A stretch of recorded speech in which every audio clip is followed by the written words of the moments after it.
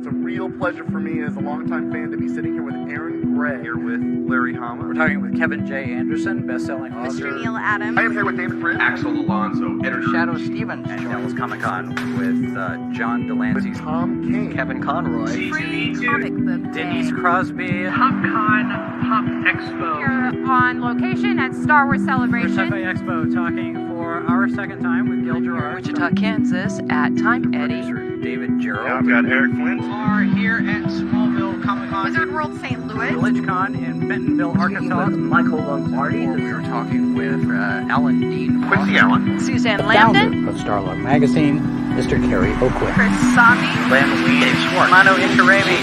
Jason Aaron. This is Sci-Fi for Me, your portal to the science fiction multiverse.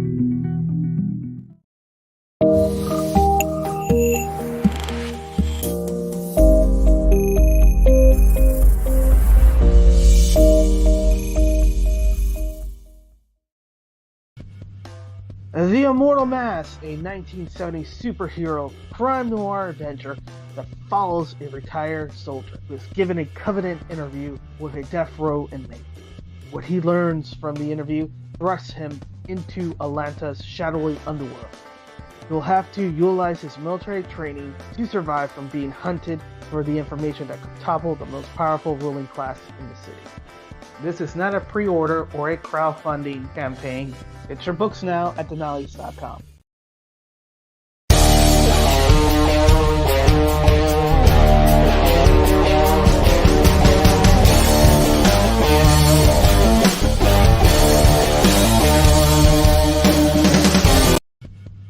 The Immortal Mask, a 1970 superhero crime noir adventure that follows a retired soldier who is given a Covenant interview with a death row inmate. What he learns from the interview thrusts him into Atlanta's shadowy underworld. He'll have to utilize his military training to survive from being hunted for the information that could topple the most powerful ruling class in the city. This is not a pre-order or a crowdfunding campaign. Get your books now at Denali's.com.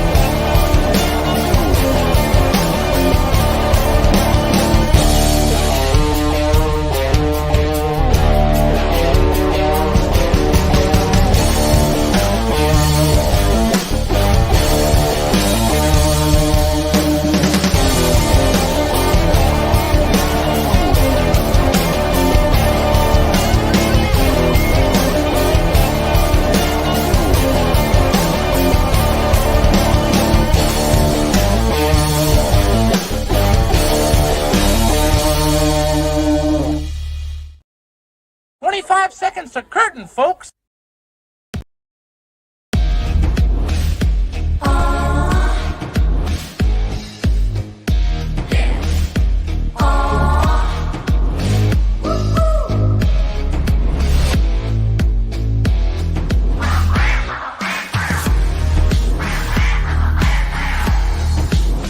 Your favorite podcast, it's Critical Blast. All right, y'all got some extra video play there because RJ's mouse broke last week, and I bought. I'm on a hunch, on a real fast purchase. I bought this mouse here. I'm like, that looks cool. It's a freaking gaming mouse. So it's got like buttons where my thumb normally sits, and it changes its speed. And I've gone out and I bought myself a real basic mouse today. I just haven't taken the time to put it on yet. This thing's going. I mean, this thing it's like, look, I don't know if you can tell. This thing is glowing. It changes colors as it sits there. I'm like, I don't need that. I don't need all that. And you dirty boomer. The fun is, if I'm moving the mouse and my thumb hits that button, it acts as a back page, and I'll be out of the studio. Like, hey, well welcome now, to the show, RJ, guys. even with your regular mouse, you ended a stream once just by trying to leave the studio. That was just hitting the wrong button. That was reflex action. So I It's like, shudder to "Show's think. done." I shudder to think what kind of 3PO, damage what's you can do up? with that. What's Look, going on, guys? We got some people hitting the chat. Drunk 3PO, what's happening? What's up, Drunk 3PO? 3PO. Thanks, man. Drunk 3PO is going to be here tomorrow, by the way. But 3PO, if you want in on this chat, let me know. I'll send you the link because this is something right up your alley, I think, here. It kind of is. It yeah, really kind of is. Because, we're dealing with the whole cancel culture issue from yet another front now. This time with Crowdfundr, without the E at the end. They didn't pay for the whole, charged by the letter, I guess, when they got the URL reserved. But, wow, Chris, this is, well, okay, by now, if you haven't seen... Web guy, what's happening? What's up, Ray? Look, hey, this is going to be a good stream, y'all.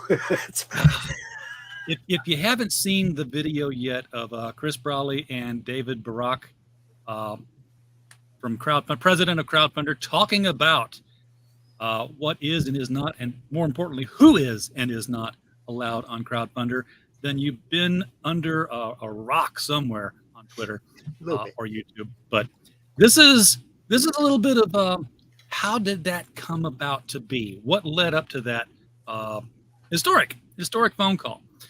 So Chris, behind the story. Y'all start telling people stuff, and I will try to moderate as best I can here, which means I'm going to drink this. Well, first I got to explain how I ended up involved in this. Hang on, Pops. Wait a second.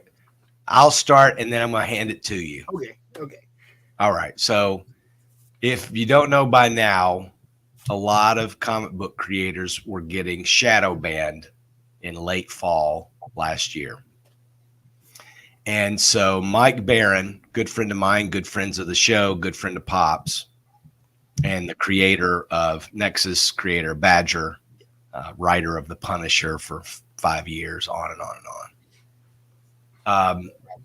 I run his crowdfund campaigns. I ran Florida Man, I read Thin Blue Line, and we were running one for The Private American. We had it on Indiegogo. Somebody pointed out, Dan Lawless pointed out that it was shadow banned. And I said, well, sheesh, what are we going to do? Because this is really, no wonder things have slowed down. Right. Because we were trending at the top, as you do when you hit your campaign goal real fast.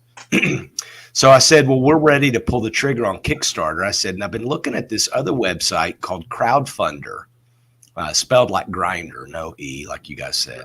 And there is a Crowdfundr UK. It's not to be confused with them.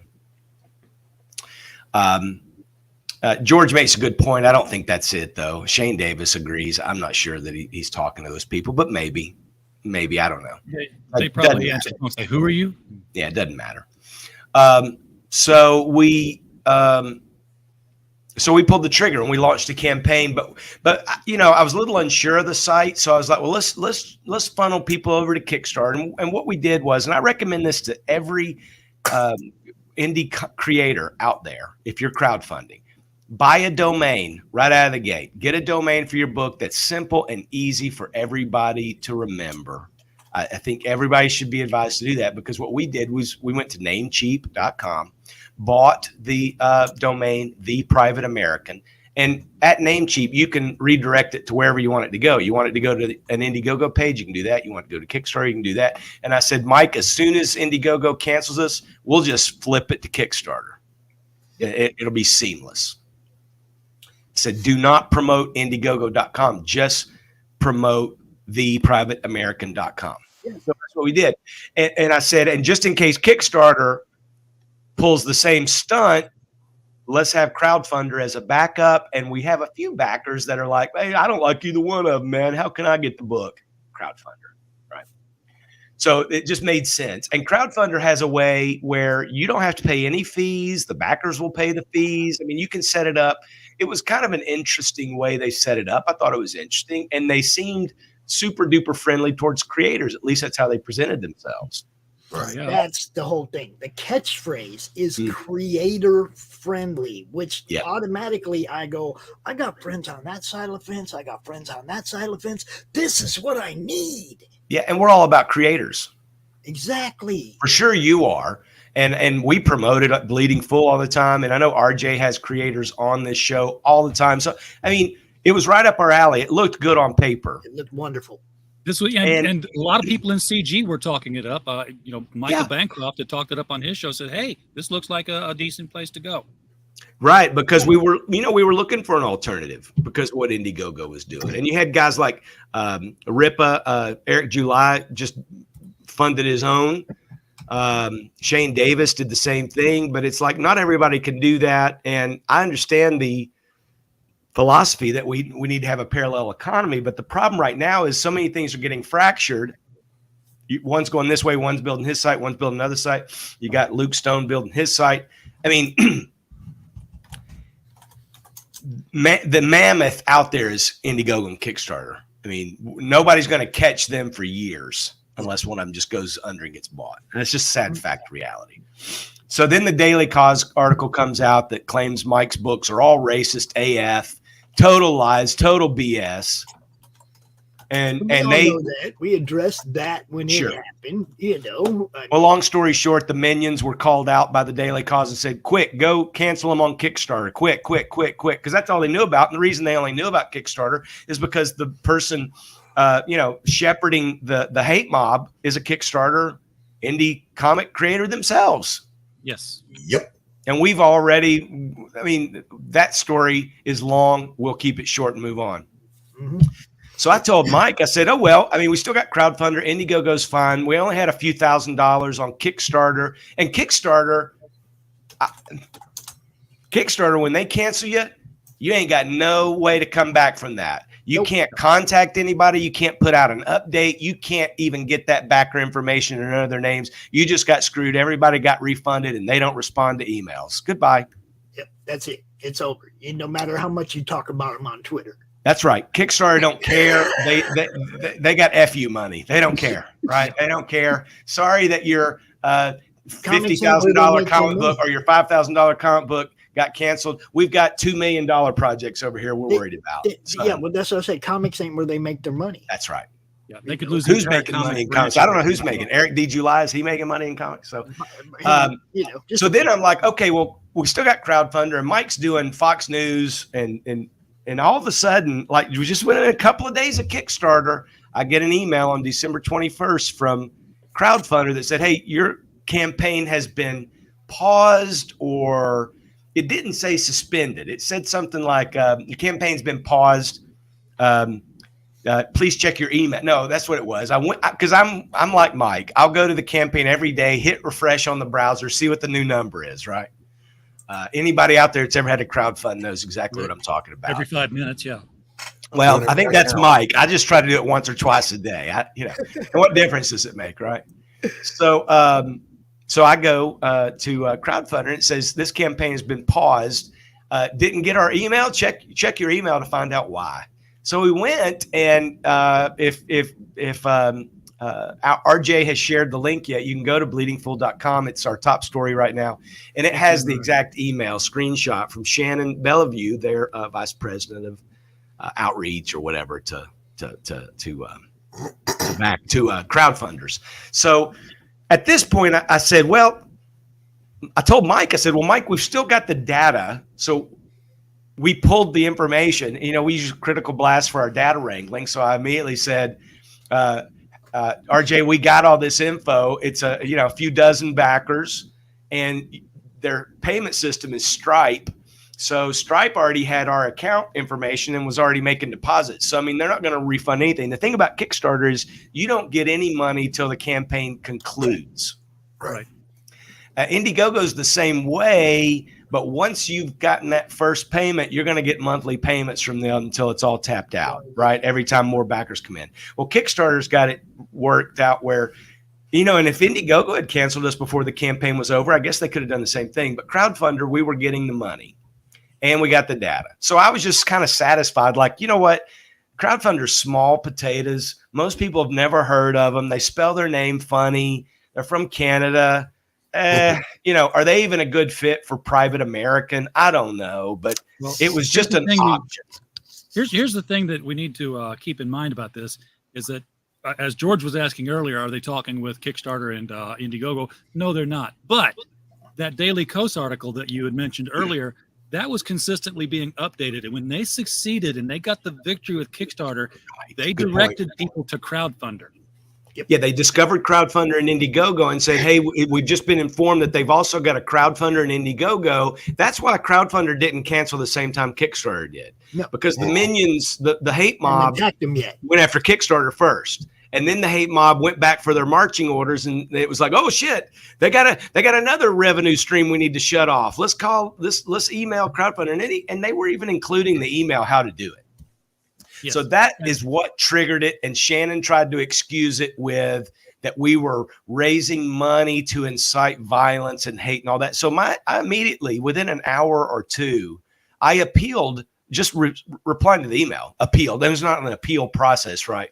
If you think we've done this in error, you're welcome to tell us why or whatever it says. I mean, I don't know what. Who cares? Doesn't matter. So I emailed right back and even shared, and I had not shared this with anybody but Mike and Richard. We had just gotten the lettering back from the book. And the way I like to do the books when I'm doing these books for Mike is we'll send the finished pages out to the colorist and to the letterer, right? And I just tell the letterer, send me the letters back in layers, because when we did Thin Blue Line, we did a black and white artist edition. So I was able to use the black and white and the lettering, but I can also slide in the color because all our books are in color. Sure. It's rare that we'll do a black and white version, but I can get it both done at the same time. So I had sent, and speaking of, if you're a backer for the Private American, we just finished the colors. The colors are done. We're going to print files this week. I'm very excited. We got a lot to announce this week. Good news stuff, not this bullshit. Pardon my French. I know it's Sunday. It's the Lord's Day. That's why we're getting it out of the way today. That's right. Yeah, right. Let's put this to bed. Look, we got big stuff to announce. So, so they canceled. I appealed, and I sent her. I said, Shannon, I said, look, there's nothing in this book. The guy's a Cuban American. He's a veteran who's just kind of fed up with all the drugs coming across the border, and he's doing what he can to stop. It's just a vigilante story. I mean, they've been telling him for decades. It's like Death Wish. It's like Rambo: Last Blood. I said it's no different than that. It's not for everybody, but we're not telling people to, you have to buy this. I mean, there's plenty of stuff out there I don't buy that, it doesn't trigger me. Anyhow, she didn't respond. I sent an email, a day later, a few hours later, whatever, no response. So at that point I was like, we got the money, we got the data. Let's just, if they're not going to engage, why should I worry about it? And why make a stink about it? Because if I'm honest, if you go and look at the campaigns on Crowdfundr, a lot of them are small. And when I say, like Butt Boys Volume 2, what's it raised? A couple $100? And eyebrows? Yeah, well. I thought we were going to save that for our. You can show it later. I mean, I'm just saying, for example, most of the campaigns there are really small, right? And I'm not trying to, I don't want to smear small time creators. There's a lot of creators that don't raise more than a few $100. But this is Mike Barron, for crying out loud. They need Mike Barron more than Mike Barron needs. They need Comicsgate more than Comicsgate needs Crowdfundr. They had an opportunity. Amen to that. They had an opportunity to perch on top of the fence and suck up all of the Comicsgate business. Yeah, they could have. Comicsgate was getting shunned by everybody else. It was a missed opportunity. They made a bad business move. Well, so this goes into your thing, Pop. So you're a huge booster for Mike Barron. You guys are good friends online. You've been a fan for years, and you started making public demands when this guy started making the publicity rounds. You were asking for an explanation. Explain how. Yeah, I'll give it to you. Go ahead, man. This as a promoter, okay, I promote a lot of people.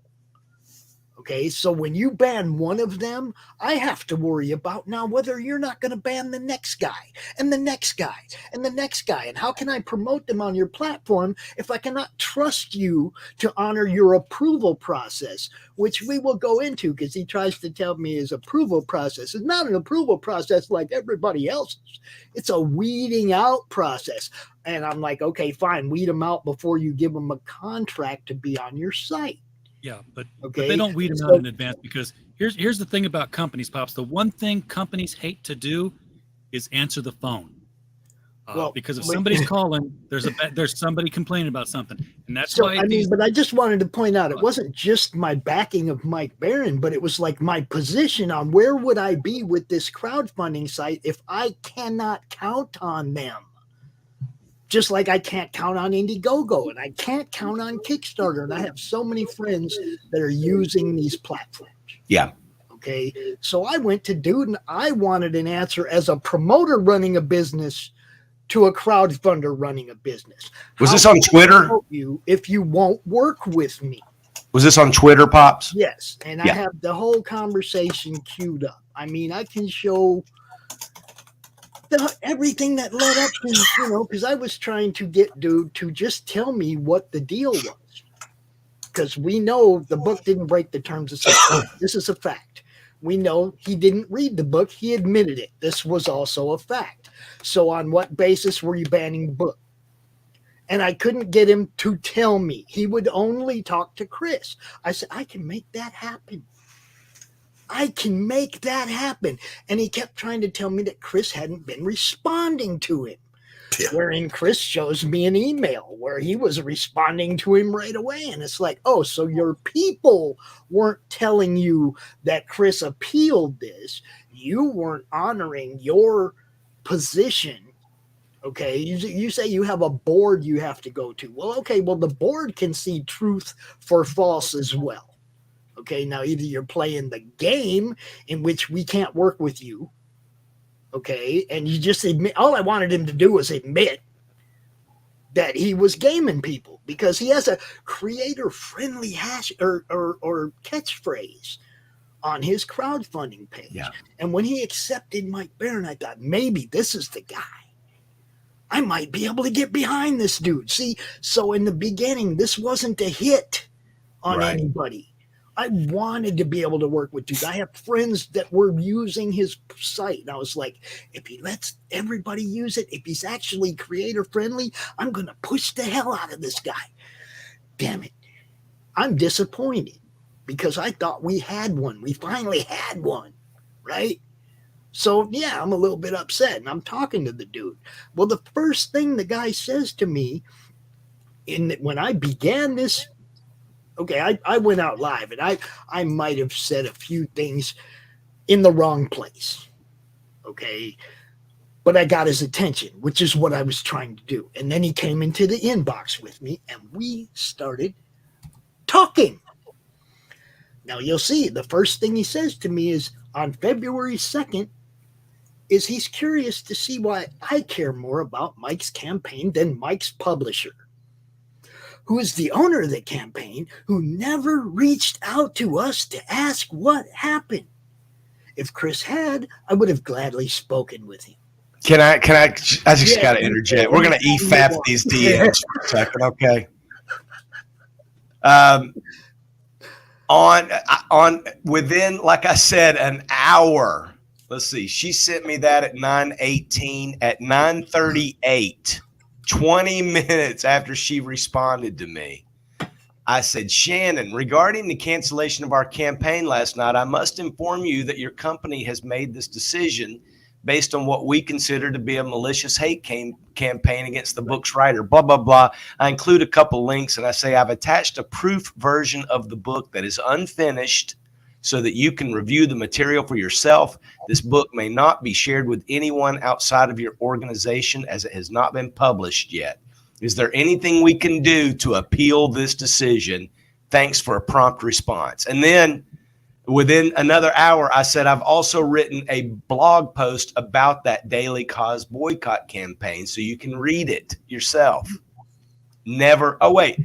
And then the next day, I'm following up on my response 2 days later from Wednesday regarding your abrupt decision to suspend our campaign. Have you had time to review the materials I provided on Wednesday that contradict the basis for suspending the campaign? Is there any chance that Crowdfundr Connection Point will consider our appeal? 3 emails, all ignored. Go ahead, Pops. The first day. So yeah, well, within the third email was a couple of days, but within 20 minutes, right out of the gate. Yeah. So I said, I've been trying to get your response to the Mike Baron issue since the day you took the book down. And anytime you'd like to come out live and explain how you caved to a lie, I'm willing to hear it. Now, granted, this is, I'm accusing him, okay, right from the beginning, because I felt like it was shady right from the beginning. So I said, I can bring Chris out too. We can do this, right? And then he comes back with maybe they didn't care since they received every single last cent that they raised from their campaign. Now, before I go any farther with that, I want everybody who runs a campaign to look at how much money you spend before that campaign launches. Doc, spend a lot of money before your campaign launch? Yeah. Yeah. What about their investment, David? What if one of these guys had spent a bunch of money on 1,000 exclusive Crowdfundr covers, and then you take their campaign down? Is time not worth anything? I mean, it takes a minute to learn a brand new crowdfunding platform and build a site. I mean, this ain't something you just turn off and on, guys. They know. So he just acted like, oh, you got your money, all's good. And I'm like, no, dude, that ain't how it works, man. These guys invest a lot of money setting up a campaign, getting ready to launch. And this one had already launched. And then we have to explain why it got shut down. Why should we have to explain anything? So then he says, I won't discuss this live or with anyone other than the campaign owner to protect their privacy. Yeah. I can make that happen. Now, that was on February 2nd. When did he finally talk to you, Chris?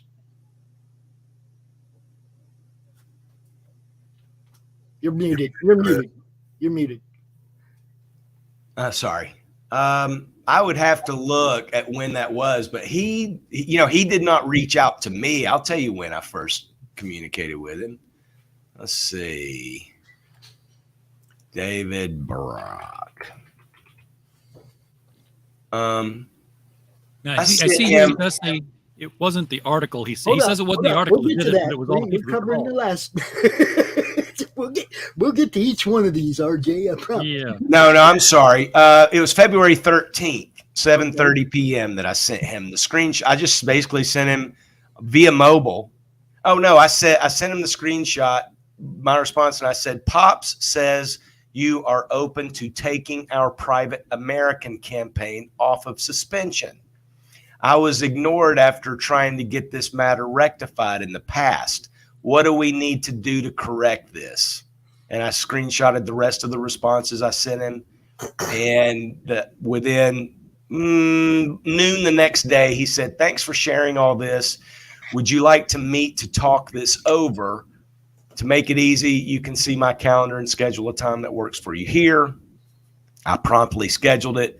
He said, thanks for scheduling. I'd like this meeting just to be the two of us so we can speak freely. Is that okay? I said, okay, that's fine with me. Now, I must say, at this point, it's February 14th, right? And then I'm going to let you take back over, Pops. By this time, we've already retained legal representation because we have every intention to go after the Daily Cause writer. And if that leads to Kickstarter and Crowdfundr and anybody else, let's see what happens. Yeah. Yeah. Because I'm going to tell anybody within the sound of my voice, Mike Baron did nothing wrong. Nothing. Okay. Nothing. He wrote a story. And we've got supporters that have provided the funding for the legal stuff. And it's totally separate from Private American, the book. We're not using any of those funds. That's got to pay for colorists, inking. That's got to give Richard Bonk his share of the moolah. I mean, Richard ain't got no dog in this fight. He's pissed, but Richard is a quiet sort of guy. Yeah. Guys, and, one thing in the chat here from Shifter says the Canadians have changed their internet laws, so Crowdfundr may be worried about that as well. I don't know if, they might be. And I think that is really why he spoke to us or spoke to me. I have a feeling that knowing that there was we were gearing up for a legal fight, he may have wanted to find out what our plans were. So I said, okay, that's fine with me. And I say that, but I said, I'm going to record this because I want to at least be able to share this with my attorney in case something comes up. Right. And so, and I just put it on YouTube unlisted and gave that to Ron, the attorney, and to Mike and Richard, so they could see what's going on. And I said, don't share it. And go ahead, Pop. So do you guys have more conversation here? Because I may have jumped ahead. This goes on for a long time. Okay. But here's where he says, that it was not the article that made him take it down. Since none of the information in that article was verifiable by us, it was as trustworthy as the paper it was written on, kind of like your contract, David. You notice he says the paper it wasn't written on because it was a web article. Yeah, I guess he's trying to be cute. I think he's just trying to be cute. But it was the phone call that article generated. It's as trustworthy as his approval process. Okay, so I come back with the fact that Pops, and that's a lie. We were just fine because it was the article. Yeah. It was the email responses to the article. Now he's either being disingenuous and going, "Well, it wasn't the article; it was all the emails." I guess whatever, dude. It was the article. Period. The fact is that somebody lied about a product on his site and he removed it based on those lies. There's no other explanation or reason. There's nothing racist about the book, nothing remotely true about what was said, yet you acted immediately after the article came out. And he said, to be clear, I will talk to Chris. He owns the campaign. I will always talk to any of our customers about their campaigns. 2 weeks later. Okay, my question is, if there was an issue, why didn't you talk to Chris in the first place? If you have a question about our approval, now this is where he tries to get funny and sidestep.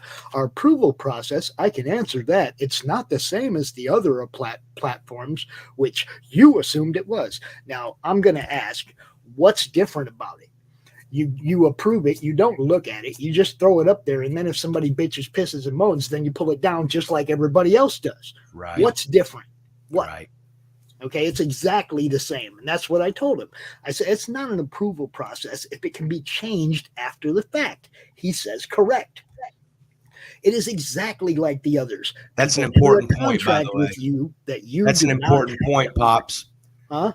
That's an important point because he admits, he acknowledges that it's not valid if you can change it after the fact. And in fact, they did change something after the fact. Yeah. But go ahead. So I don't want to get ahead of us. Yeah. So I said, it's exactly like the others. People enter a contract with you that you do not have to honor. And he says, not correct. Well, we know he's lying because he took your book down. Okay. They have to honor it to the letter, but you do not have to.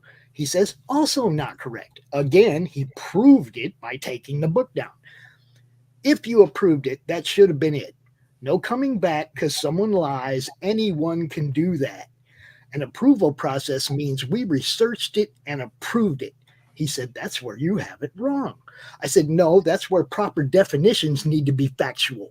What is the definition of approve? You okayed it. Right. Then you backtrack on a reason you refuse to discuss. I'm supposed to send customers your way, dude. How can I do that? So I'm supposed to promote a platform that wastes people's time and money. You can't. How am I supposed to do that? Yeah, you can't. Bleeding Fool's not promoting any books that are on Crowdfundr either, just for this same reason. Go ahead, Pops. Then he says we're different than the other platforms. We don't gatekeep up front. Neither do they. They let people put their stuff up, and then when people piss and moan, they take it down. You're just like the other crowdfunders. We don't gatekeep up front. We gatekeep at the backside. Yeah, we'll kick your ass out of the gate is what we do. We wait until you've already invested money. If you cause a ruckus, if somebody tattletales on you and claims you're causing a ruckus, we're throwing you out. No, you can't. You can't say it was them. If they said it, you're out. So, and then there it was, just like you approve it. If nobody complains, it stays up. If people cry, it comes down. That's gatekeep. Yeah, right. But I said, you can gatekeep. Go ahead. Protect your brand. I get that. But do it based on facts. Well, you are like a dog on a bone, Pops. You are a dog on a bone, son. Oh, dude, I was hard, man. I was hot. Yeah. I was pissed. I couldn't believe I'm promoting people on his site, and they could get removed at any time just because they associate with me. I'm promoting them on your site. Well, I'm not anymore, obviously. Right. I was. He's okay with that, by the way. So, I was hot. And then he said, I won't talk to you about that book. I'll only talk to Chris. But I'm willing to tell you our process, which is not an approval process the way you are representing it. Approval means approve. There's no fake process, dude. Either you said it was okay or not. That's what approve means. That's when a parent talking to their kid. It's okay or not. They approve it or not. I don't want to hear the bullshit. See, and this is when I started really getting mad. You know, why call it an approval process at all? Call it what it is, whatever it is. I said, I'm a promoter and I cannot promote someone who might be removed. That wastes my time and money. Let me just say thanks to Jason for that comment. Go ahead, Pops. What did I miss? Oh, yeah. Dude, Chris was a saint. I was the one that was tearing shit up. Good cop, bad cop over here. Yeah. But, you know, he came here to say that he hoped that I understood that posting criticism of us on another post about something else isn't fair. So he was basically coming to the defense of a creator that you had replied to asking about Barack's approval process. No, he was just, I promote other people on this platform. Yep. Okay. And it's just like I say right there, I cannot waste time promoting people on your platform who are not going to be represented honestly. Right. You know, and he has said nicer things about, the guy said nice things about you. He says nice things about me because I'm above board and truthful. I don't play games with people's careers or take food off their plates. I will advise anyone to protect themselves. Then he says, well, don't promote him, but don't use him as a way to criticize us. No, dude, I want to promote him. He's cool. I just have a hard time promoting him on your page. Yeah, basically, the guy, you want to promote the creator, but the creator is saying, hey, go to Crowdfundr. And you're like, well, wait a minute. I got issues with Crowdfundr.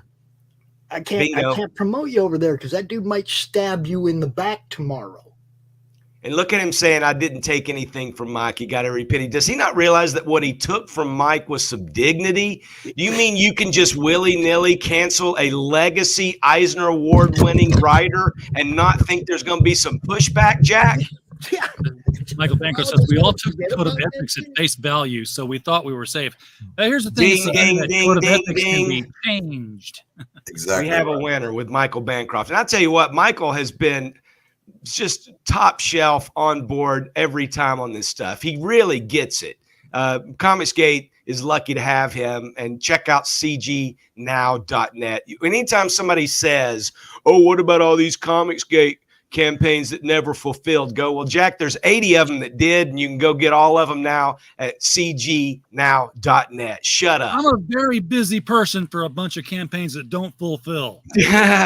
Well, go talk to me about B. Claymore and Donnie Cates and get back to me. See you later. Here you are, where I said, if you're not looking at the campaign at first and then making a retroactive call, that serves nobody, and it wastes the time and money of more than just the creator, also promoters and whatnot. Okay. He says, I keep telling you, you're wrong about our approval process. It's not semantics. It's a real significant difference. Why doesn't he explain it right now? Well, why doesn't he take a moment and tell there. you how it's different rather than just insisting that it's different? We get there, but it's really not. Okay. Gotcha. I'm sorry. He says, you think, I said, you think he doesn't pay for promotion? That being removed from your page didn't hurt? It is you acting as if the lies are true. What do you call this? Quasi-approval process? What is it exactly? Either you said, okay, this looks good, run it, or you didn't look at it at all, but you damn sure never reached out to Chris to ask him about it before removing it. Did you read the book? Or did you make a call based on fake news? There's no logical reason for removing it after putting it up there. It makes it impossible for us to send anyone your way for fear that you will waste their time and money too. Okay? I never said you took anyone's money. I said you wasted their money. There's a lot more to a campaign than just which site it goes up on. Money is spent across the board preparing for a campaign. Slow down and let me answer. Berating me with the same point isn't going to make me want to answer you. Now, this is when I was like, oh, I know what I'm dealing with. You know, that's such a politician move too, right? Because, let me just buy some time here and just say something. Okay, so the main issue is you never communicated anything to Chris. You never had any discourse with him by your own admission. That's my main issue. Okay. first off, I think we've established that you don't like how we do things, and that's fine. Now, have I really berated him yet? That's arguable. I've berated his platform and how he does business. Right. Agreed. Okay. And then he's like, you don't have to promote us or any creator that chooses to use us. That's your prerogative, and I'm fine with that. Clown shoes, I was promoting you. Getting paid by some people to promote their stuff on your platform. That makes it an issue that affects me. I cannot do it if I cannot count on you to leave campaigns up once they're up there. Some people pay us to promote them, and we do it faithfully no matter where their campaign is. Then something like that happens, and now my plate is empty too. Bravo. David should rename the platform to Ticking Time Bomb. Every creator is free to market the book, but has to close the campaign before somebody slanders them.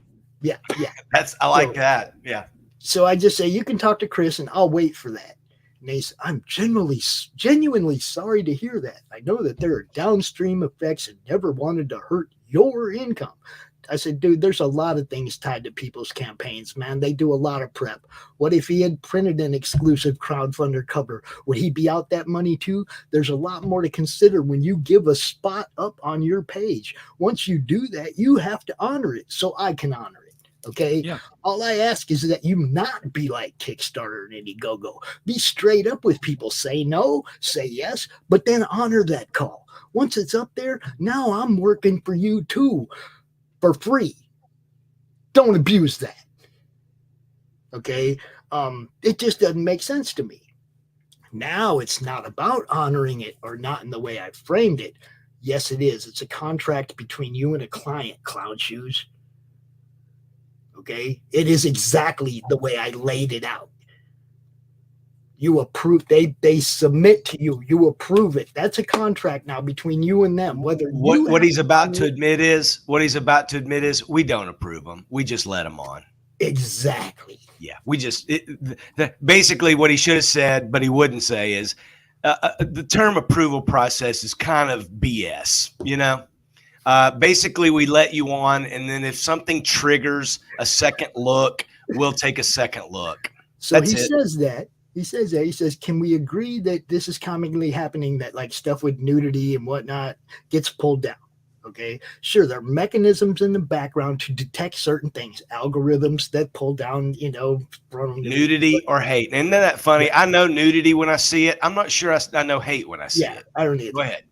Unless someone, and they go live and stay live unless someone reports it.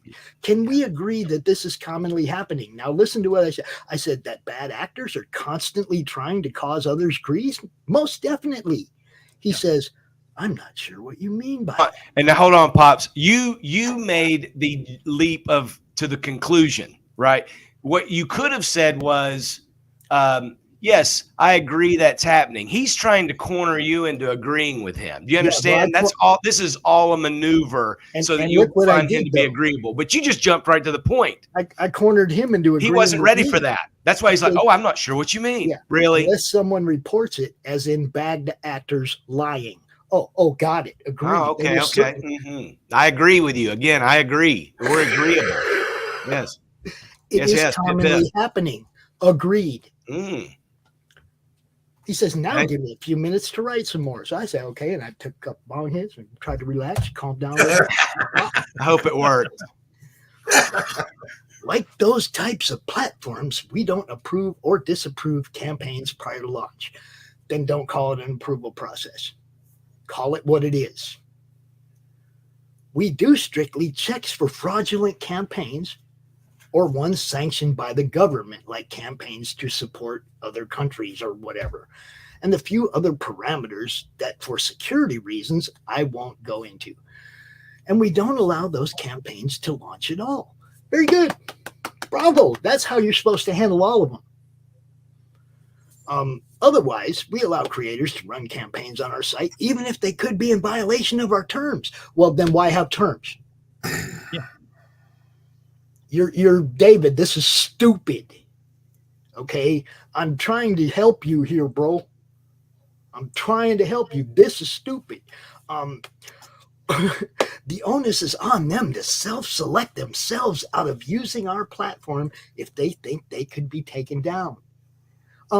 Everybody self-select yourself out of this stupid shit till he figures it out. Okay. That would be my advice to you. Was Mike's book in violation? And before you answer, had you read it? I have not read it. So it was reported as bad, and you went with that report due to the volume of reports. Don't bury the lead. Don't bury the lead, okay? If you hadn't read it, then it was not at that time in violation of any TOS, correct? That's a good question, but the wrong assumption. I will tell Chris what happened. You see, every time I got you what happened? Every time I got him to the edge of saying I'm not doing Comicsgate, he bailed to the I'll tell Chris. I'll tell Chris privately. I'll tell Chris privately that we don't want his kind here. So then I dropped. And that's what he told you. He told you that's what happened with Mike's book was that Mike we don't want your kind around here, boy. And this is when I posted this. I showed him this YouTube, Private American versus Daily KOS that you guys broke way back in the beginning, right? I said, you can watch this and see exactly what the truth is from Chris and Mike themselves. If you want promoters to help your site, you're going to have to find a middle ground with actual communication and research. All you had to do was reach out and ask for a copy, and then if necessary, put a sensitive material warning on it. Big fucking, that's all any of them got to do. It's Dude, so you stupid. gave him the out. You gave him the out, Pops. That's all any of them got to do. And even Ethan said this. The guy kind of did a little victim tweet the other day. Yeah, he went and straight Ethan to Van crime. Sciver was like, dude, just change your mind. That's all you got to do. He went straight to Change your crime. mind. Like we're all attacking him. No, dude, we weren't attacking you. We were trying to help you. We really were, because you could have got so much goddamn business, dude. So much. Everybody was so tired of Indiegogo at this point. Alone. All you had to do was leave Mike's book alone, and all these other Comicsgate people that are getting shadow banned by Indiegogo would have went, wow, Mike's book's over there. I'm going over there. You could have made a lot of money. CG at a time when everyone was so tired of getting shadow banned. There were so many of them that all he had to do was say, we have a comics crowdfunding source, and we don't listen to people who call up and say things about you. And he would have had so many campaigns launching at the same time.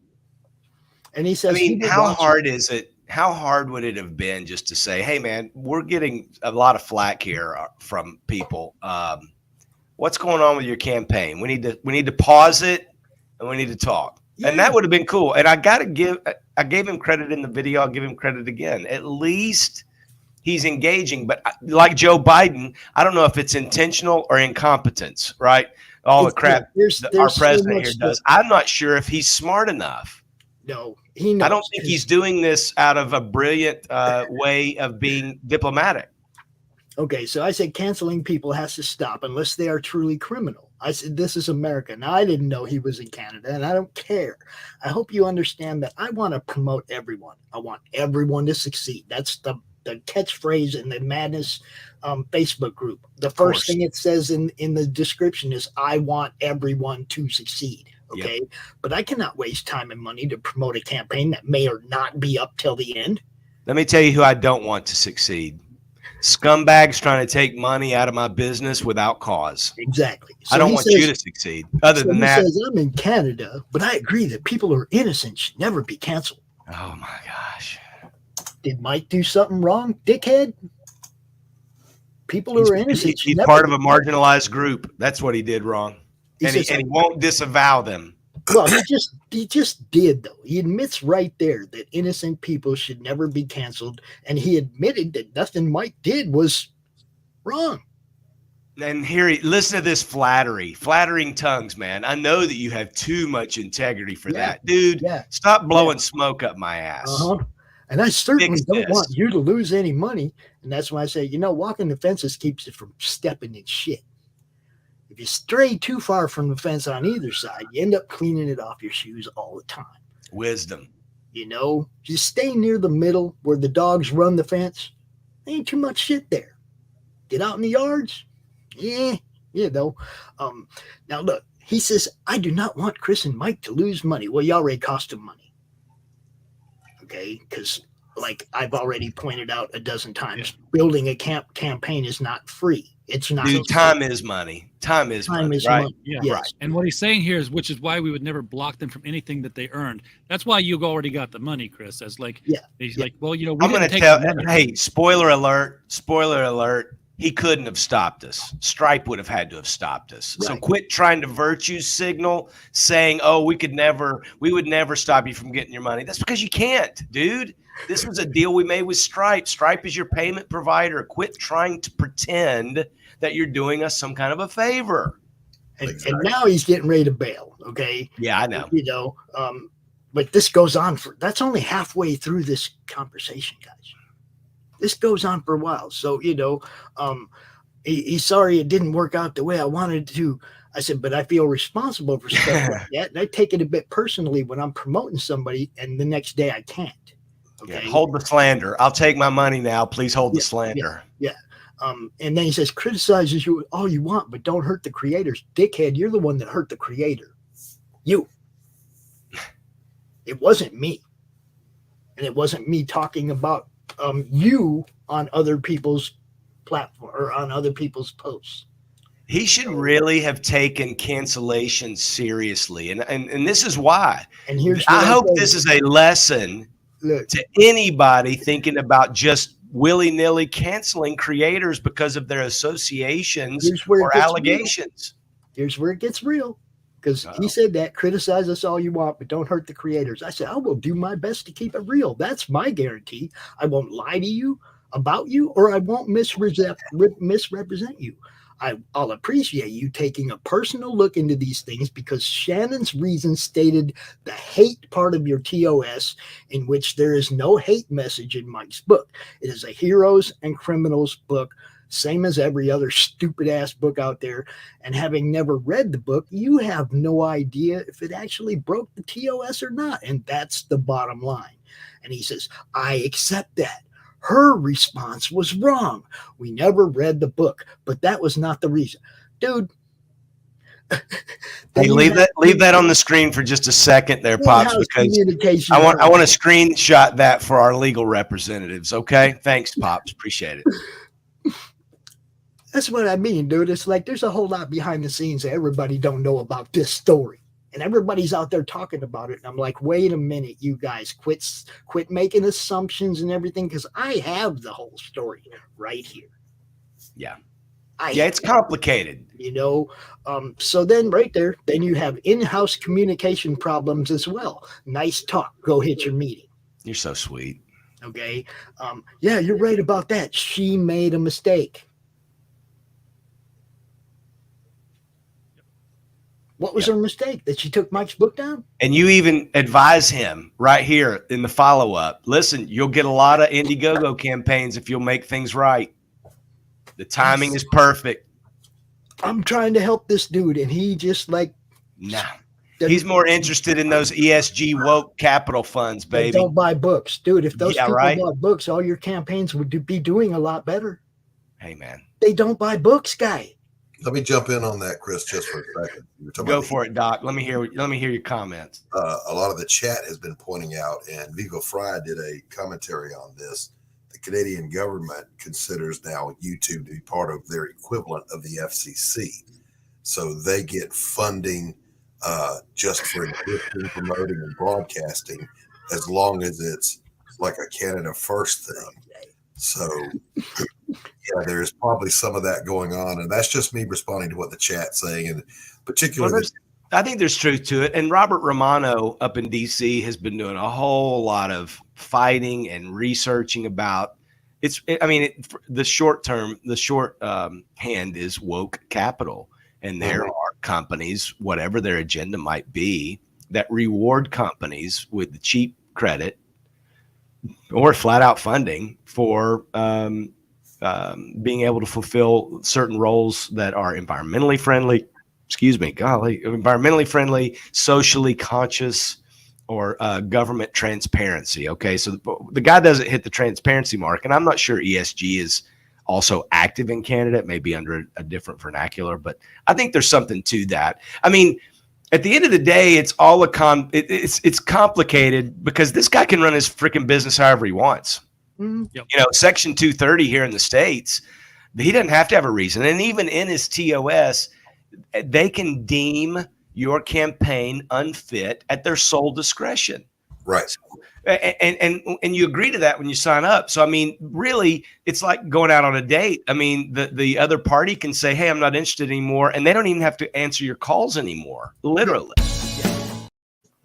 Okay. Sorry, stupid mouse. Okay. I was hovering over this because I wanted to sit here and say, Jason is talking about he hadn't heard of Crowdfundr before now. He'll forget about him in a week. One thing that's coming out as of today, as of last night, in fact, that you shouldn't forget about if you are looking for a place to crowdfund that does not sit there and listen to the woke crowd. This is coming out of from Luke Stone and Company. So if you're in CG, you already know these people. Fundmycomic.com is live, and this is it.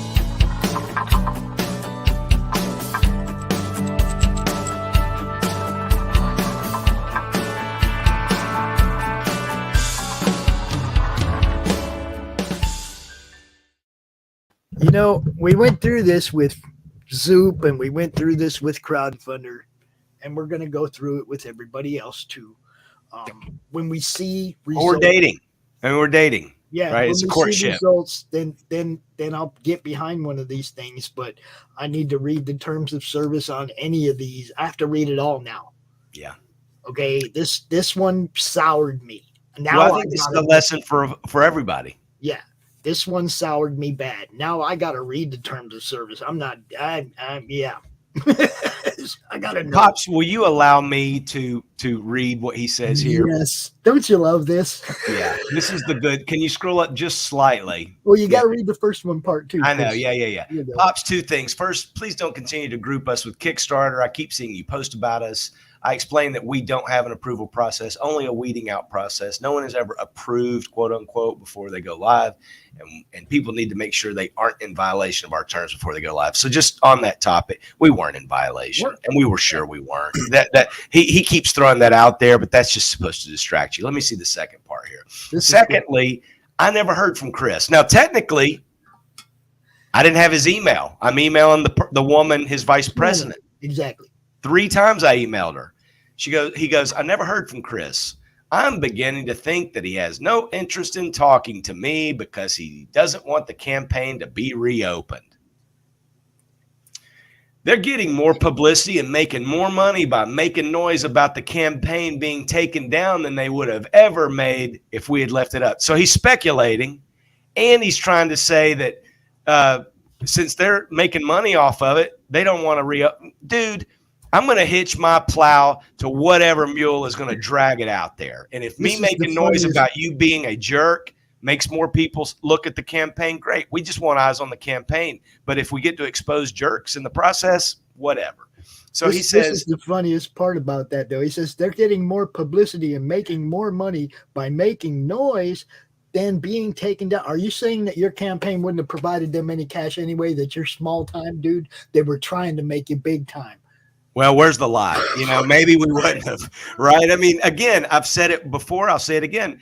Crowdfundr needs Comicsgate. Comicsgate don't need Crowdfundr. Dun, dun, dun. There you go. See, and then I dropped that on him. Yeah. Drop so that for on that, him they're right welcome. So, well, please go back. I want the little smarmy thing at the end. Outrage and being persecuted sells more books. So for that, they are welcome. That's almost like the girl that dumped you saying, you should thank me for finding a better girlfriend than me. Get lost. What I said in response to that. Yeah. They didn't need you, man. They tried to bring a solid seller to your page. You and your weeding out process, which is still the same thing. You weeded it out for no reason other than whiners cried about a book they had never read. If they haven't reached out to you, maybe they have been instructed not to by counsel. I don't know. And that was when I went to you and told you that he said. That's right. Because that's when I reached out to him. That's when I reached out to him. Yeah. And I said, you need an approval process. You need to honor it. Then you'll be the only site we promote. Until you do that, You You're just are like them. just like them. And until I see a reason to change my stance, that's the bottom line. I represent creators. You claim to be creator friendly. If you do not want me speaking negatively about your site, make it actually creator friendly, not hater friendly. I've offered you the opportunity to come out live and make your actual reason for taking this book down. You passed. Do not tell me what to assume if you will not clear the air. He said, okay. Then I sent him. Oh, you took what I shared. Okay, yeah, because at this point you're bugging me about it, and I'm like, Pops, dude, they didn't respond to me, and I even shared at this point. I shared that screenshot with you. I said, look, here's what I wrote the woman that same day. You know? Yep. February 13th. Yeah, that was the third. This is my third email to her. Yeah. This is 6 weeks later. Now hold on a minute. Please scroll past that. I don't want people seeing those names in there. Oh, that's sorry. Okay. That's freaking. That's the big guns, baby. Sorry. Please disregard those names. We can go edit that out afterwards. We can do that. Yeah, right. We can. RJ can do that. Don't I bother. can. Sure. Let's just move on. We're live, dude. It's too late. Come on. So anyway, there's obviously Chris was in contact with Shannon, and Shannon, these are all the things I sent to him. Thanks for sending this over. And he knows all this. I had already sent it at this point. Yeah. I'm copying the same screenshots to you, Pops. And this is, I'm telling him, you have his email. Your team has his email. You can fix this. Yeah. Thanks for sending this over. Thank you. I'm not motivated to do anything you've suggested. He provided proof of online harassment. He provided an email asking for reinstatement. You want me not to talk about it publicly, then fix it privately. Chris has reached out to me and I will talk to him. I said, and if you need someone else to handle that approval process for you that actually cares about indie comics, hit me up, bro. Yeah, you got all the time in the world, don't you, Pops? Yeah, hit me up. Oh, sure. He actually provided a proof of the book. Either Shannon hid all of this from you or you're being disingenuous, and it's a bad look either way. He just wants to get you off the DMs, dude. Yeah. Yeah, he desperately wants you to shut up. Yeah, he definitely is like, this guy's wearing me out. And I did.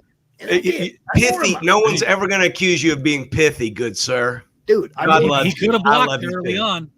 What's that? He could have blocked you and didn't. So that's true.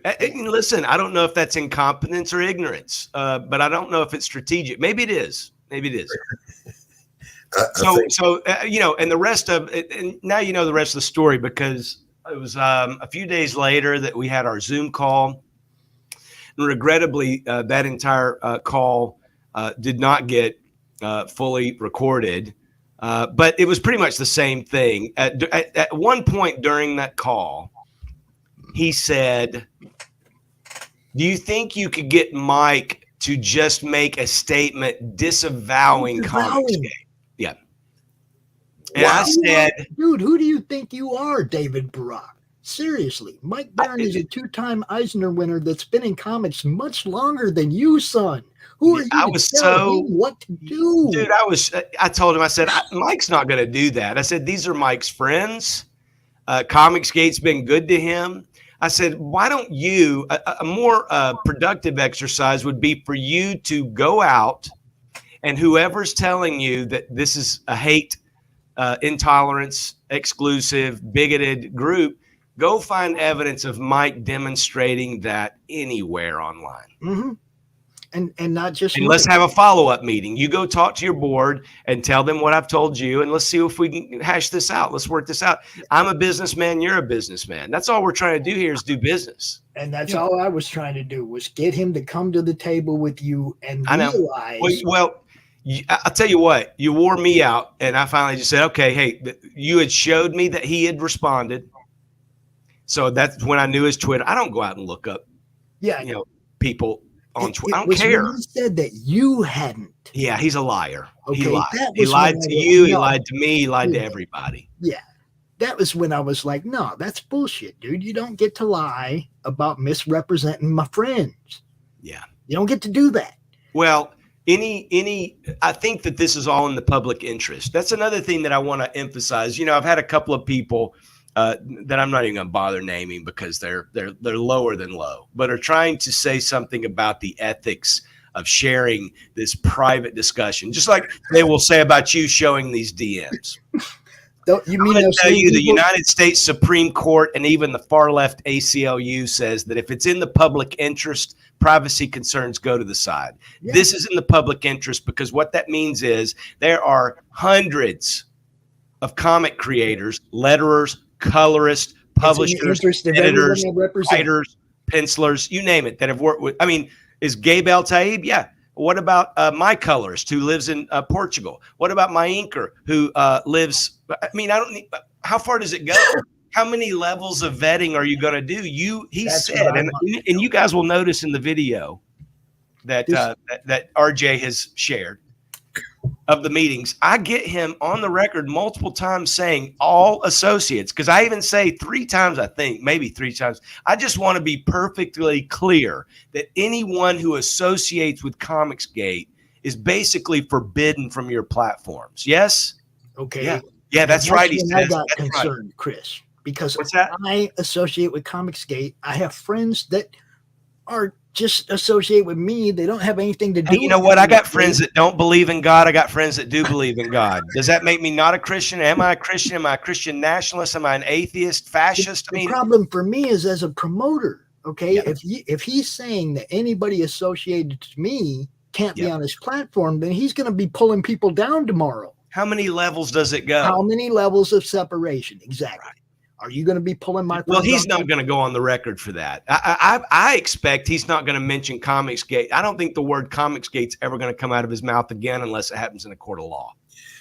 All right. Well, speaking of that, are you planning on seeing him there? Well, we were planning on making some really spectacular announcements this week. If you'll indulge me for a minute, I'll talk about the Private American. I mean, that's really, I'm sure Mike Barron is probably watching this right now saying, hey, man, why don't you mention the book we're selling, right? Look, theprivateamerican.com. Unfortunately, that redirects to Indiegogo, who are also kind of on our shit list, to coin a phrase. But the book is still available. This week we're going to the printer. Well, we're getting the digital files approved. This month we're going to the printer. It's all done. All the coloring's done. It looks beautiful. All the lettering's done. It looks beautiful. The book's beautiful. And it's 80 pages. I'm not sure I think the last count was 72, but we're at 80 pages of content. It looks great. It is great. And thank you, Herrenberg. Been a big booster for me. I appreciate it. And I think that everybody's going to be pleased. But also, when the Daily Cause did what they did, I immediately started running around looking for attorneys who are willing to back somebody with Mike, because Mike's a conservative. He doesn't make any bones about that. He doesn't hide it. So we were looking for an attorney who knew how to punch back and agreed with conservatives. So I'm gonna share this now. This will be a world exclusive. The attorney is Ron Coleman. Now that name might not ring a bell, but Ron Coleman is a partner with Harmeet Dillon, and Harmeet Dillon just ran for the RNC chair for the United States. They are a huge firm out in California. And he is extremely interested in how far we can take this case. And I fully expect, and he's got all these videos. Ron is an awesome dude. He was at CPAC this weekend. So, obviously nothing's happened for the last few days, but he's got plenty to review when he comes in Monday. But we're very excited. Right now, we're still in the investigation stage, but he has been retained. He works for us. Well, I hope I helped you out a little bit there, buddy. Yeah, I hope so. If anybody else wants to help us out, they can go to GoFundMe.com, Baron Fight, BaronFight, GoFundMe.com, Baron Fight. And I don't need anybody in the comments saying, oh, man, GoFundMe's canceled, whatever. Yeah, maybe they are, but they're depositing money in our bank account every 2 or 3 days. So they've had plenty of time to cancel us.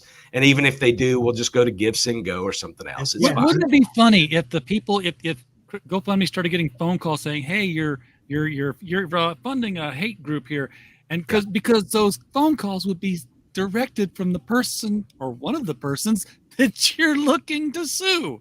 You can't really tell, GoFundMe, hey, stop raising money for this person who's going to use it to sue me. Yeah. Could you imagine? Oh man, that's what a twisted world we live in. I got to comment on the elephant in the room, and probably the most important thing of the night is this much sex appeal on the bottom row here. Are you kidding me? Beautiful. I'll tell you what, it's all masculine on this forum though. So I think that I've even said it, only not being masculine is what's toxic. This is the least toxic assembly of men, and particularly the foundation of this quadrant. I will agree with you on that. I'll ask you, Chris. I was going to ask you now. When you got on the Zoom call, and within seconds, the gentleman you're talking to begins to emote and speak like a living meme. And squirm. Did you recognize at that point that there was a soy infusion of epic proportions sitting in front of you? I know you can't comment on that because I mean, I basically, whenever I'm dealing with somebody, I pretty much, I don't judge you based on, I mean, obviously I have, what do you call it when you profile somebody, right? You sort of just naturally do that. Right. And I picked up some things that I found about him that were, quite different from me, quite different from the way I handle myself. But, everybody's different, and I'm okay with that. It was when I realized in that second meeting, the one that kind of went viral. Yeah. Within the first minute, he was already saying, hey, just let me go ahead and just put it out there. We're not letting you back on. Yeah. Right? Yeah.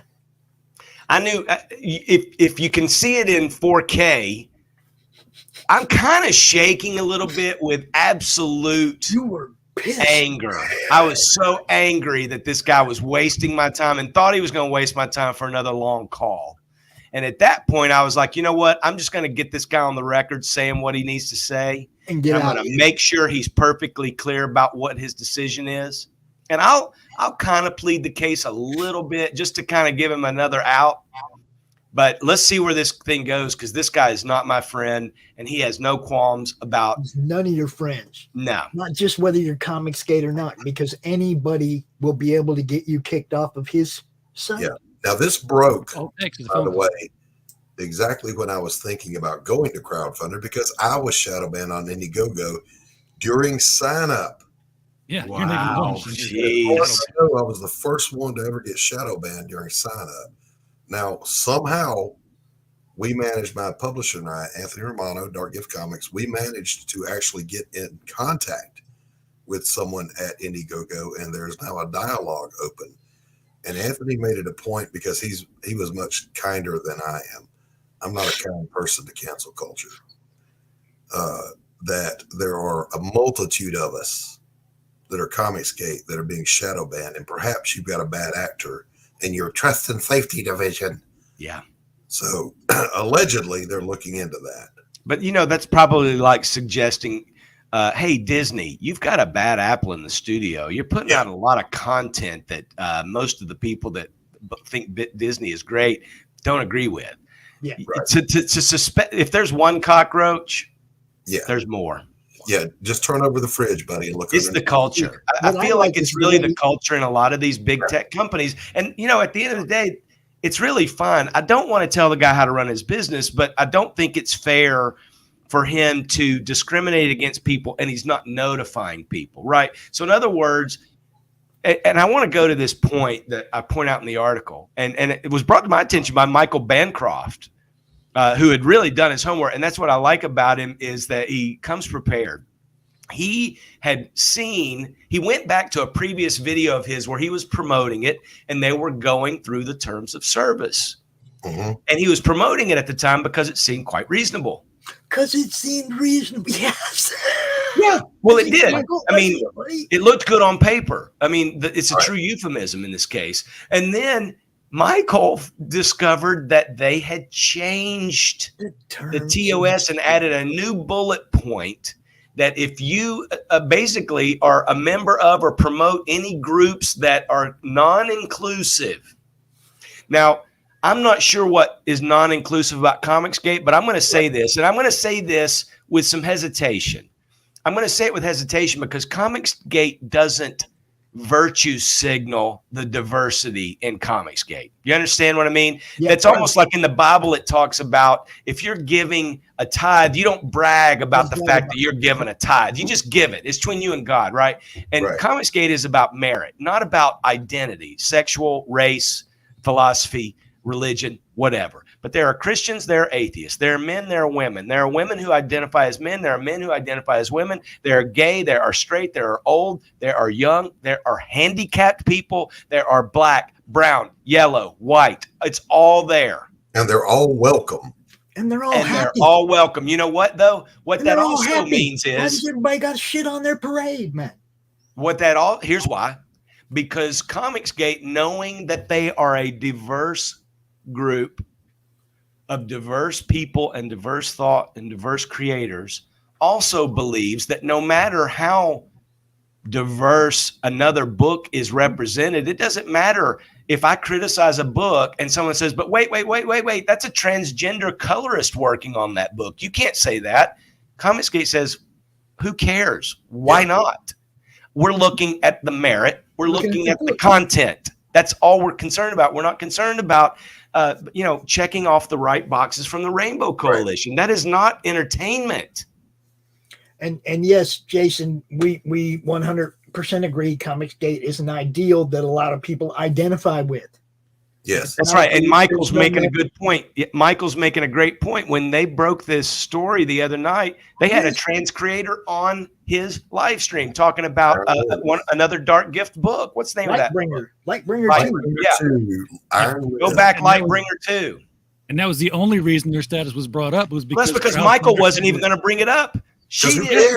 She brought it up. Don't care. That's right. Comicsgate doesn't care. We don't label you or categorize you. You're a creator. You're an indie comic creator, and that's all we care about. But wasn't it Mark Twain that said a lie can get around the world before the truth has even got its pants put on? What do we have to do? Go to Wikipedia and hammer them to get all these things removed about it? Do we have to go force Inverse, Polygon, Mary Sue, and all these others that have wrote these defamatory articles about Comicsgate? I mean, look, I will acquiesce, or I'll admit, there have been things said on live streams with Comicsgate people that are inartful, rude, crass.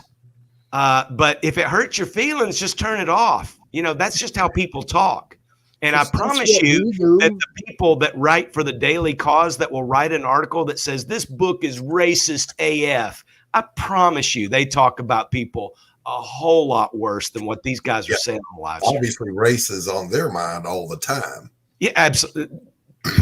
Point proven. My problem with the Daily KOS is that was just a hit piece. It had nothing. That's all it was. It had that to me, you could argue that was tortious interference because that writer has her own book on Kickstarter and is considered a creator they love for every campaign they do. I mean, that's the truth. They love, and not only that, but after their campaigns are done, the Kickstarter review process says, "Hey, we just reviewed this great Kickstarter book that we read."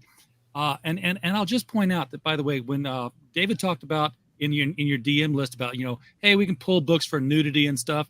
Kickstarter used to pull books for nudity.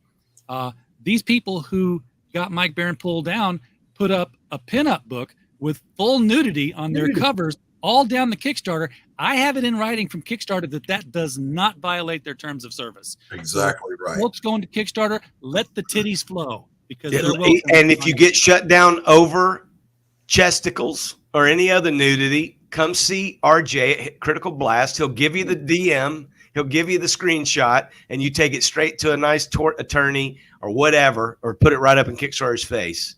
Listen, guys, they're not our friends. They're not. No. I've been saying, look, RJ, how long you know me? I've been saying it for a long time. They are not your friends. Make your own site. I've been saying it for 2 years, 3 years. Simon's been saying it for 3-4 years. Make your own page. We can promote you wherever your comic book is. Give me a link. It can be that is the option. I mean, obviously that's the ideal. The problem, and I'll just be honest, guys, Kickstarter and Indiegogo are so monolithic. They're behemoths. And if you're on there, people have already signed up for it. And it makes it very easy for them to say, bam, I'll just take that. I'm already a member. I've already backed 100 other books on here. Oh, shoot, look at this. The shadow banning, in my opinion, what Indiegogo is doing with shadow banning is really insidious and diabolical, because what they're doing, and we even found out, and I tested this. I've got 3 guys on the Private American campaign that backed the book, okay? And I'm going to set that right here. So I had 3 guys that I know that backed the book that I can text, call, email, whatever, anytime, right? I had a guy go and comment on an update, right? And said, hey, man, did you get my address change or whatever? I've been trying to reach you. And I'm like, wait a minute. So then I got these 3 guys to send me a message as a backer. Send a message. I said, did you use the thing at the top where it says ask a question? Or did you send a note using this? Because there's 2 ways to reach me as the campaign manager. Not getting your correspondence through the site either? Guess what? Those 3 guys went. I never got their message. I reached out to that guy directly and got his address change. Because what I was doing, I don't know if anybody knows this, and I think it'd be a fun discussion to talk about crowdfunding, sort of the process a little bit with people. I'm sure it's been done. It'd be boring right now, but you can, on Indiegogo, I got to say Indiegogo, of all the crowdfunding sites I've used so far, and I've used Zoop, Crowdfundr, Kickstarter, and of course Indiegogo. I haven't tried Fund My Comic yet. We're going to try it out. Indiegogo I like the best. The way they handle the data, the way it's very easy. I mean, it really is a slick database that you get from them, and the way that they have it set up, and you can use pictures on your tiers. And I mean, in my opinion, they're the creme de la creme. I like them a lot better than Kickstarter. Now, there's so many things wrong with Kickstarter. Don't even get me started on sending out surveys, because nobody likes to fill out a survey. Maybe if you said, hey, I need your address so you can ship me, so I can ship your book, then they would answer it, but they don't. But that's a whole nother kettle of fish. So Indiegogo, I started sending messages. I'm like, hey, I'm not getting messages, and here's the backers I'm not getting messages from. What's going on? And they did crickets. I did the same thing, did another test. Finally, they reached back and said, well, make sure that none of it's marked as spam. You know, that was because of course I've marked Indiegogo as spam, making hundreds of thousands of dollars. Of course I'm gonna mark it as spam. No, of course not. And we it eventually got fixed. Folders. We never check them for anything, guys. We don't look at our spam folders. Well, I check them. I do. I mean, I got a bunch of side hustles. I got 6, 7 different emails. I check, but they weren't there. Spoiler alert. It wasn't in my spam folder, Jack. Fix this is what I said. And then it got rectified. But listen, folks, if you're on Indiegogo and you've experienced shadow banning, you might want to try that test yourself. Yeah, hopefully you won't get the same results. Make sure that your communications are going to your backers and your backers' communications are making it to you. The best way to maybe do that is when you post an update, say, hey, if you've reached out to us, follow up here in the comments. Yeah. I'm always in your spam folder, baby. Yeah. The chat is rightly commenting that Comicsgate is filled to the brim with innovators, and we will always find a way to move forward. It's just a shame that the go-to, which for so long had been Indiegogo, now appears to have something stinky in Denmark. They don't want to tell you outright. I think what they're trying to do is make you so frustrated that you'll just stop using it. Yeah. Isn't that such a cowardly thing to do? Yeah. I mean, at least David Barak told you. I mean, again, I give David credit. At least he engaged. I don't know that it was a wise idea, but I do appreciate his willingness to engage. I want to say about David, though, is that David could have said that on day one. Yeah. He could have just said that on day one. He knew why he can't been in his inbox. He knew why he suspended it. Or better yet, I don't think he knew why he suspended it. I think basically they got harangued by several dozen emails and said, whoa, we got to pull the plug on this, figure out what's going on. He told his people to figure out what was going on. They scratched beneath the surface, heard the word Comicsgate in one of the emails and said, well, let's look this up. What is Comicsgate? Polygon and the Mary Sue says this is a hate group. Wait a minute. What do we got going on here? Okay, let's use that as our excuse. Yeah. Again, I'm Comicsgate friendly. I have a lot of friends in Comicsgate. You associate with Comicsgate, Pops. I also have a lot of friends that are not. I am Comicsgate. Okay. Most of my friends are not Comicsgate, Pops. Come on. I'm just saying. I came. Look, I was doing this and had 1,500 people in my group before I knew what Comicsgate was. Okay, I was doing this before I knew what Comicsgate was. A lot of my friends are not Comicsgate. A lot of the people I promote are not Comicsgate.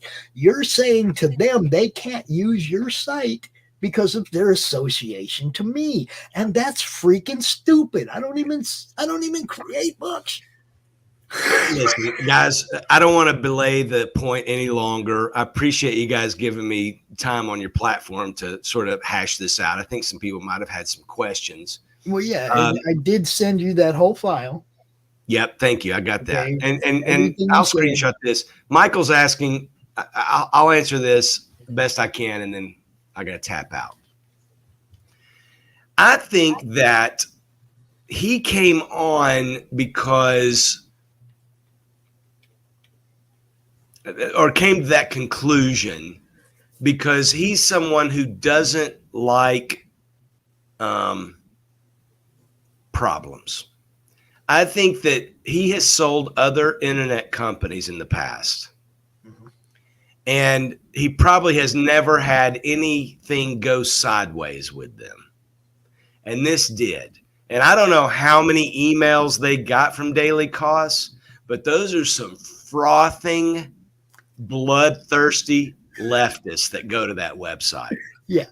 So I suspect he got some really ugly emails, and that put them in high alert.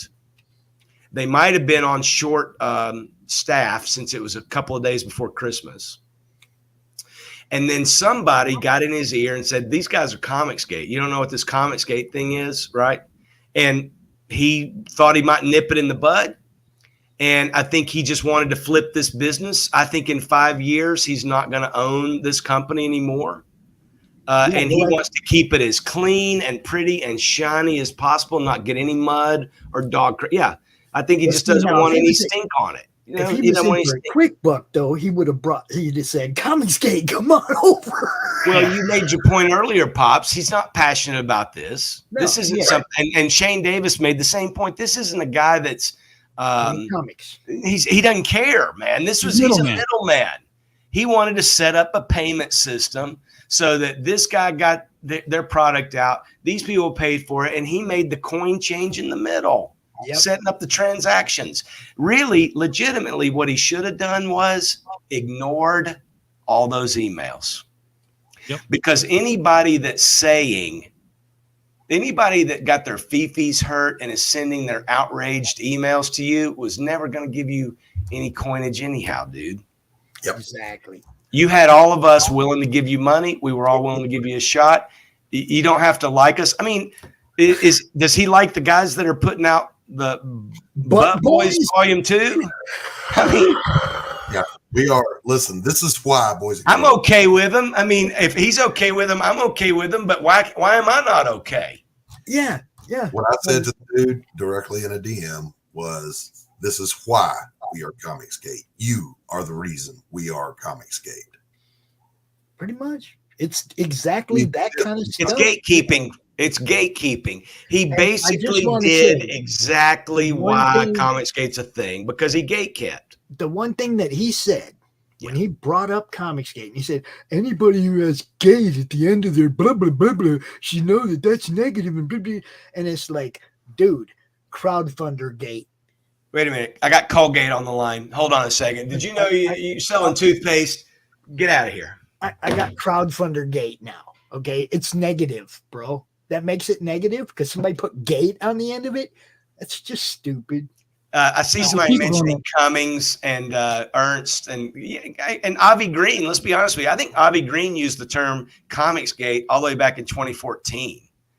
Now, Avi Green is a bit of an autist, and I may be speaking out of turn, but man, he's been giving them hell for years. Comicsgate is just it's just a catch-all term, man. And you know, we're the new punk rock, right? Did punk rockers say, hey, you can't call us punks? No.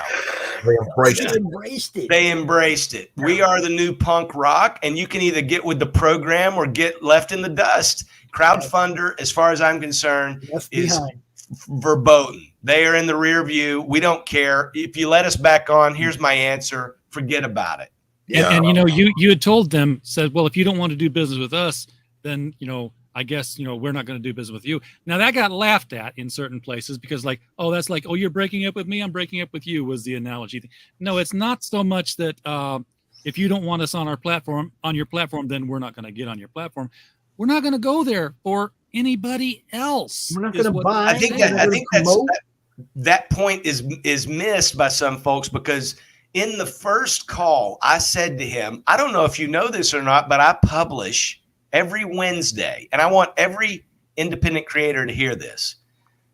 Go to bleedingfull.com and just type in Indie Comics Showcase. Indie Comics Showcase. Every Wednesday, New Comic Book Day, we feature 3 comics that are crowdfunding. And at the bottom of the article, if you've got your own, we say click here and fill this out. We're going to post your interview. Now, what I'm telling you here is, I said, we feature crowdfunding comics every week. I said, if you guys can't make this work out, I cannot in good conscience ever include a campaign that's promoting Crowdfundr. You see what kind of position you're putting me in, right?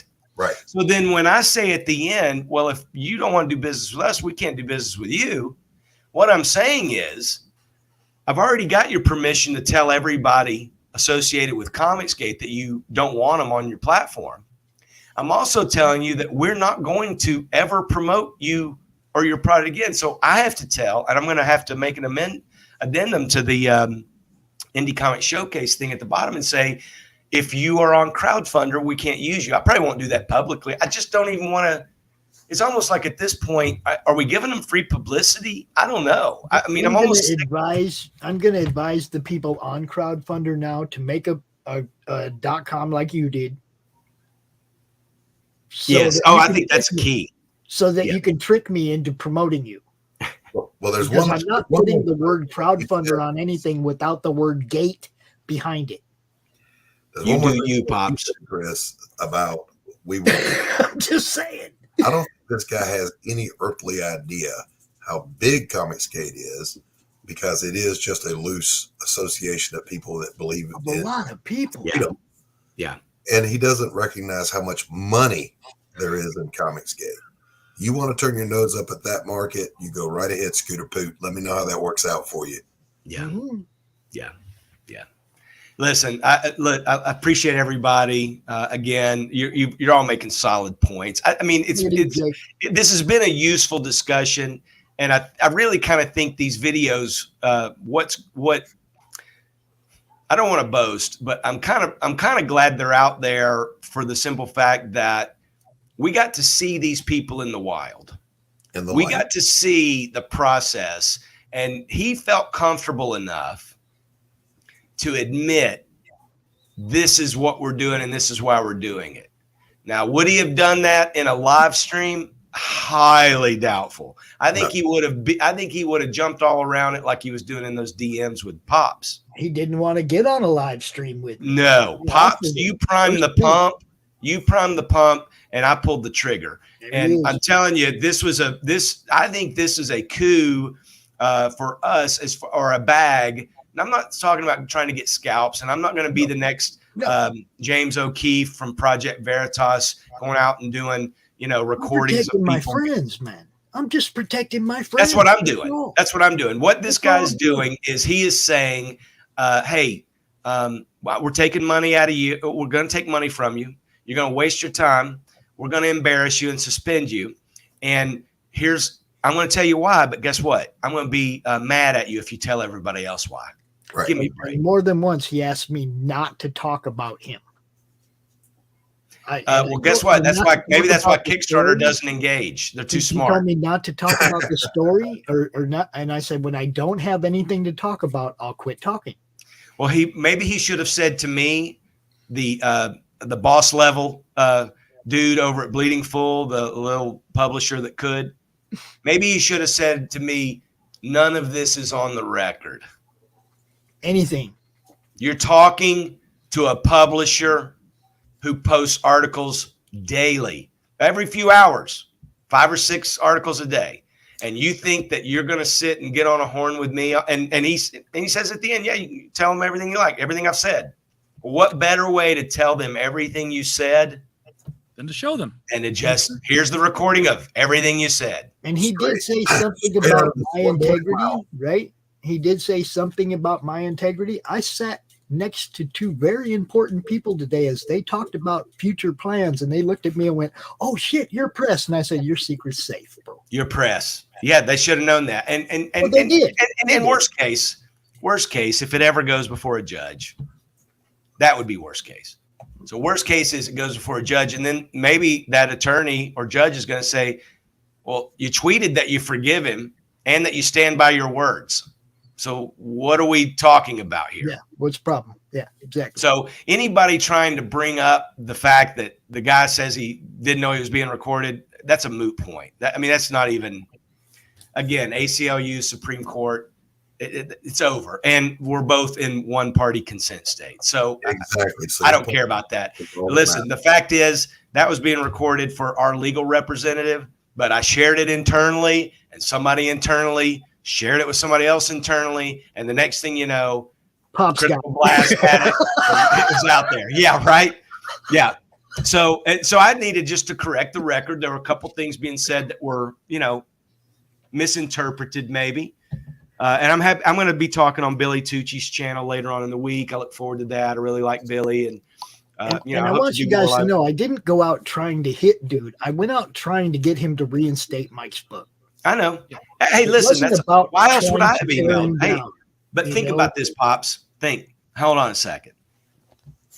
3 outcomes could have happened here. Outcome number 1, he never responds, and we never know what happened, right? That's the worst outcome. Right. Outcome number 2 is a little better. He says, hey, you know what? Upon second review, we suspended this without cause, and we're letting them back on.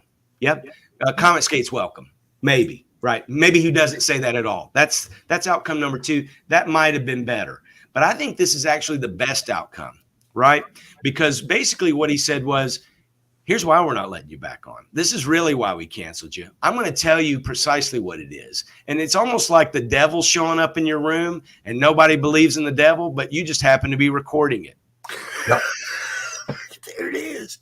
And said, hey, whoops. And if you're sitting there on a Zoom call and you think that there's no chance in hell that this is being recorded, maybe the lesson here is think again. When one of the cancel culture representatives actually crawls into the sunlight and the light shines on them, I don't think they realize what's happening until they wither up and die in smoke. Well, and I know there's a lot. That's a good point. And I also think that a lot of people were disappointed with seeing the video because it really sort of confirmed what their fears were. Do you know what I mean? It's almost like, oh my God, there really is a wolf out in the backyard. I thought it might have been one of the dogs, or whatever, right? It just sort of proved what we suspected. And that's why I think this outcome is the best outcome. One of the things that a lot of people don't understand is that we had Brian Christgau checking out Zoop. Yep. And we had another friend that was checking out Crowdfundr. And we were happy. We were happy. It looked like we were it looked like we were headed toward having a place where you guys would be safe to promote your books. We thought we were there. And then halfway through Mike's campaign, we found out. Nope. And think about that, as depressing as that was. And man, I feel for Brian too. I love Brian, and go back 6 Gun Gorilla, wherever it is, right? I think he's still on Indiegogo. I think he's got a publishing deal that he's about to announce too, which is even better. But he tweeted that. He tweeted it. I know I can say that. I know I can say it, but nonetheless, listen, I think that Yeah, thank you, Rebel News. Good shout out. They're a great outfit in Canada. Yeah. I think that this is the best outcome. So I'm encouraged by this. I think this is what we needed to know. I don't think Zoop is anti-CG because Brian went through it, but they CG really kind curate a product, though. You have to have a really specific. Yeah, they're picky, you know. And I think that's the same way with Backer Kit. I think Backer Kit's being super picky. I kind of think that Backer Kit is going to be anti-CG. I don't hold out hope, but I am hopeful and encouraged by this outcome. We know what the deal is, guys. And yes, it sucks, Amy, that there's so many amazing people, but it's going to get out there. We're going to get it out there. We got guys like Pops and Critical Blast and freaking Michael Bancroft and all of them are out, and Bleeding Fool. We're promoting it. We'll keep on promoting it. Good stuff rises to the top. And listen, not every indie comics is good. I mean, I've bought several. But we don't vet those books on Bleeding Fool. I mean, so there might be some, this looks a little hinky. That's up to you. We're just we're interviewing them. We're showing you some pictures and then give you the link. Go right to it, wherever it is. If it's on Amazon, I know John De La Raz tried the Amazon route a little bit. I don't think he was super pumped about how it turned out. But, not every book's a winner. And sometimes there's some hidden gems that never get discovered. So don't give up. Don't give up looking. And God bless everybody. I mean, let's just all have fun here. I mean, why can't we all just do business and not be harassed by these weirdos? And Adam Lawson, who, by the way, I am finishing up the fulfillment for Kids and Monsters right now, as we speak. He hangs on CG channels. He's made the Wesley Snipes book. Ipso facto, Crowdfundr has banned black actor Wesley Snipes. Damn. So, also a shame. Yeah. Hey, you know what? They've banned white, black, yellow, brown. They've banned them all. I mean, their loss. At the end of the day, it's their loss. Yep. Really, like I said, that money could have. It's Comicsgate's game. Now you know what? Anybody associated with Comicsgate or within the sound of my ear knows this right now. You've learned one thing. Don't waste your time. There you go. Yep. Don't waste your time there. Guys, on that note, I got to go. Check out bleedingfool.com. The article, all the embedded videos are still on the front page. They'll be there till probably mid-morning tomorrow when the next columns start to come up. Indie backers or indie creators, Indie Comic Showcase. It's over at Bleeding Fool. We will promote your book. It's free. We don't charge you for it. And I know these guys don't either, although they do have services that you can pay for. He does. He does. Yes, of course. But I love you all. I love this community. I love indie comics. I love indie creators. I wish I could create my own. Maybe one day I will. Until then, hasta la vista, baby. All right. We'll leave with that. Yes, sir. RJ. Yes. You need to pull out a nice new black one, bro. That one's looking a little washed, a little gray. I'm just saying. That's just like his skin. It's the camera. Washed out. How's that? It still looks gray, man. Mine looks black. He's good. He's good. Look, you're just darkness, Pops. Okay. You're just turn off all the lights. I turn off all the lights. We're good. All right. Thanks for coming on, guys. Been a good talk. Thank you, everybody in the chat. Appreciate you. We don't have a show without you being out there listening to us. We're just a podcast falling in the woods otherwise. And with that, while you were here, we just hope you had a blast. Good night.